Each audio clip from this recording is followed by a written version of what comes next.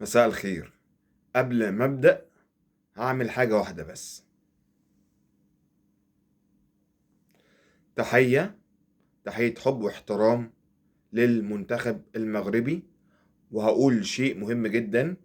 في أكتر من الملايين من العرب بيتقال عليهم مغاربة، وفي أكتر من الملايين من الأفارقة بيتقال عليهم مغاربة. افرح وافتخر وتشرف بالمنتخب المغربي، سواء انت كنت عربي اسيوي او عربي افريقي. شكرا للمغرب على الاداء المحترم. تمام، شكرا. خلينا واقعيين، بعيدين كل البعد عن العاطفة العمياء وعن حاجة اسمها دموع.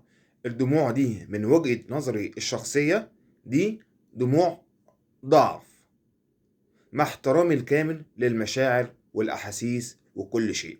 بس مفيش شيء اسمه دموع في كرة القدم، مفيش شيء اسمه مشاعر ولا أحاسيس في كرة القدم. في حاجة اسمها إصرار، عزيمة، صبر لتحقيق الهدف بتاعي إن أنا أفوز في المباراة. هنحلل المباراة من وجهة نظري الشخصية. فرنسا بدأت المباراة مع المغرب بهدف مبكر قاتل.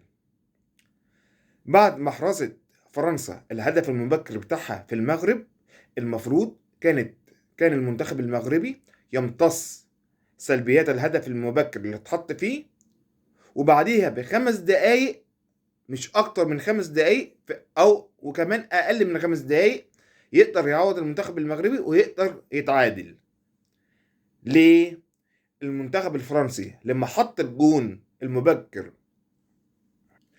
المنتخب الفرنسي لما حط الجون المبكر بتاعه في المغرب، هز لعيبة المغرب نفسيا. المفروض يبقى المغرب تعمل ايه؟ تحط جون التعادل بدري جدا، وعشان تهز لعيبة المنتخب الفرنسي نفسيا. بس للأسف ما عملوش، ما تعدلوش. استمروا الشوط الأول زي احنا ما شفناه جميعا، وجاه الشوط الثاني، وفي الوقت القاتل قبل نهاية الشوط الثاني حطوا جون تاني. المغرب النهاردة مهزوزة نفسيا بسبب الجون المبكر اللي اتحط فيها. تمام؟ دلوقتي يا مغرب،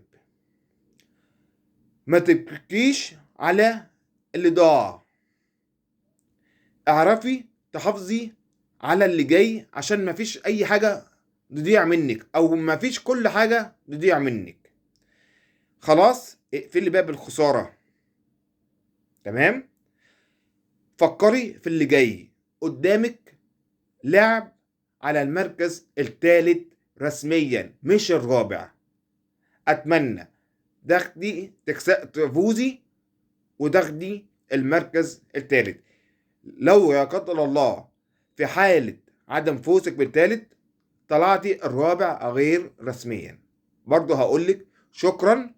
وافرحوا يا عرب، وافرحوا يا افارقة، ان احنا لدينا فريق عربي افريقي اسمه المغرب، مشرف وشرفنا امام الجميع. شكرا بجد، الف مليون شكرا. النهاردة فرنسا قدرت تتغلب على الدفاع المغربي. الجون الاول فين الديفنس المغربي؟ سايبين اللعيب الفرنساوي يحط جون مستريح.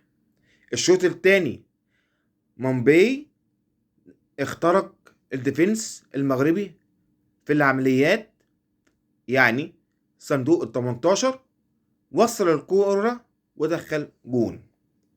إن فعلا انا زي بقول لحضراتكم كده، لو ركزتوا في المباراة هتلاقوا ان كلام العبد الله صح، اللي هو ايه؟ الهدف المبكر ضرب نفسية المغاربة.